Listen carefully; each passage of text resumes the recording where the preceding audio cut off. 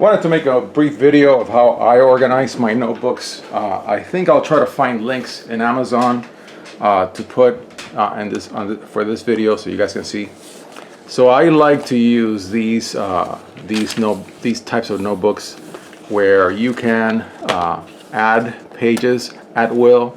I used this in college 20 years ago, and these can get really thick. Okay, these can get to be like 3 inches thick. It's a really cheap way to save on what I would call equipment, okay, supplies. So yeah, you can keep adding pages and pages and pages to these notebooks.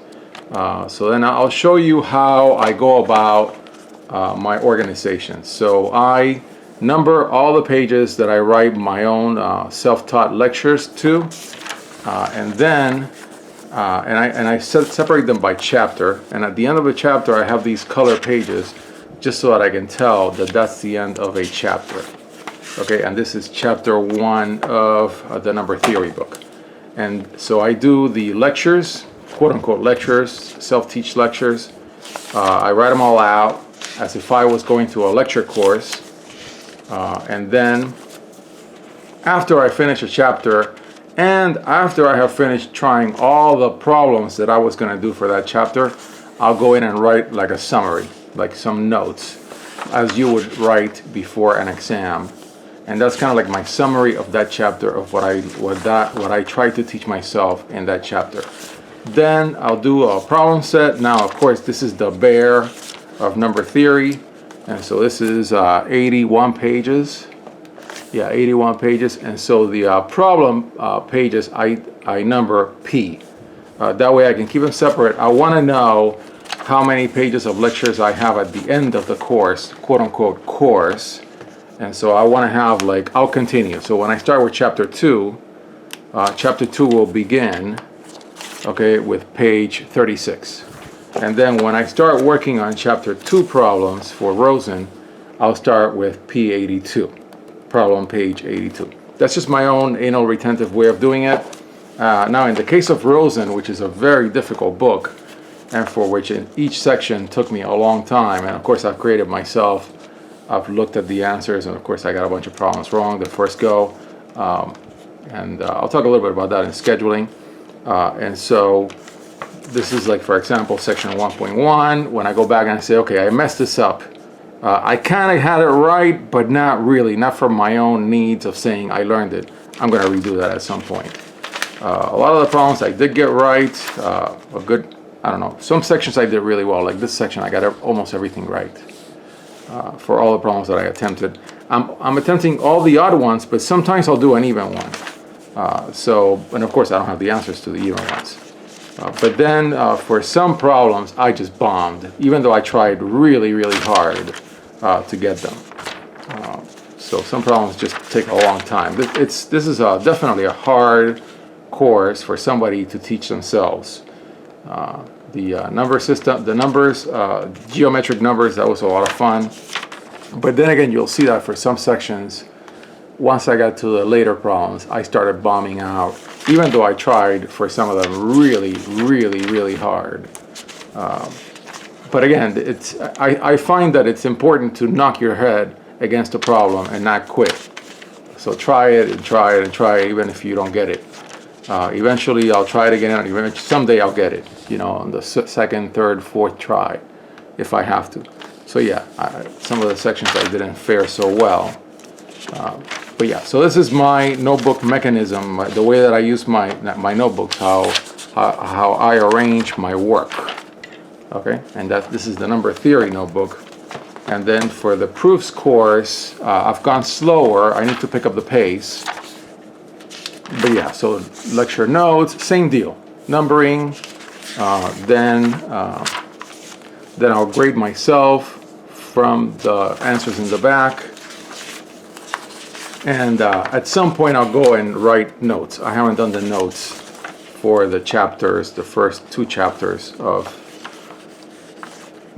proofs. It's a much shorter book. So then calculus, of course I've taken calculus and I understand calculus at a reasonable level, but I still wanted to go through the material because I felt it was important to have coursework that I knew. and that is all about building your own, I don't know, your own self-worth and your own, like, man, I'm trying something and I can at least do something right almost all the time. And so for me, that is calculus, and that's how I manage my time. If I get stuck on something in number theory, I stop. I stop and I move over and do calculus. Now for Thomas and Finney, these are my notes for the first chapter. Of course, I don't need to write as many notes for calculus because I understand the material reasonably well. So I'm really kind of like revisiting it. I'll make a mistake here and there, but a lot of times I just cruise through. For Thomas and Finney, except for that one, there you go. For Thomas and Finney, I am trying almost every problem, unless I look at the problem and I'm like, oh yeah, I know how to do that. I don't need to waste paper on that.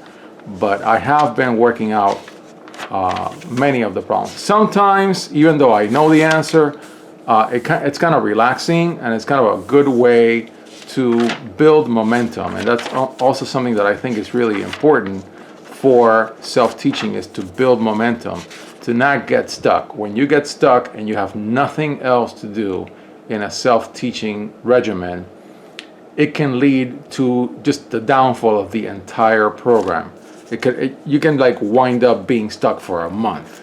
And so I'm never stuck. If I'm working on, so I kind of like guide myself with how I feel.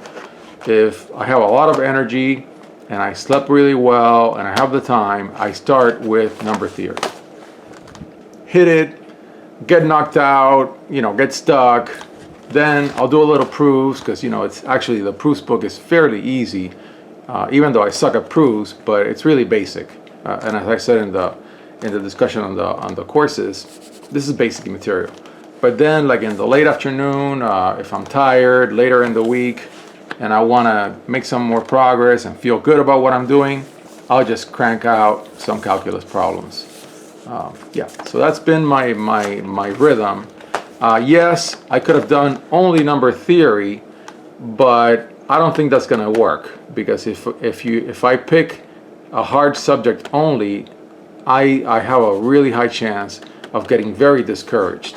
And so and I need to get good at proofs. I have to get good at proofs. So this is kind of like, this course is a prerequisite for pretty much everything that I'm going to do in this plan, period. And so calculus is really my security blanket, the course that I can always do. I can always go fast. So yeah, so that's kind of like the mix of courses that I have started with, and these are my supplies. And I'll talk a lot more about the courses themselves in a brief scheduling video that I'll do also.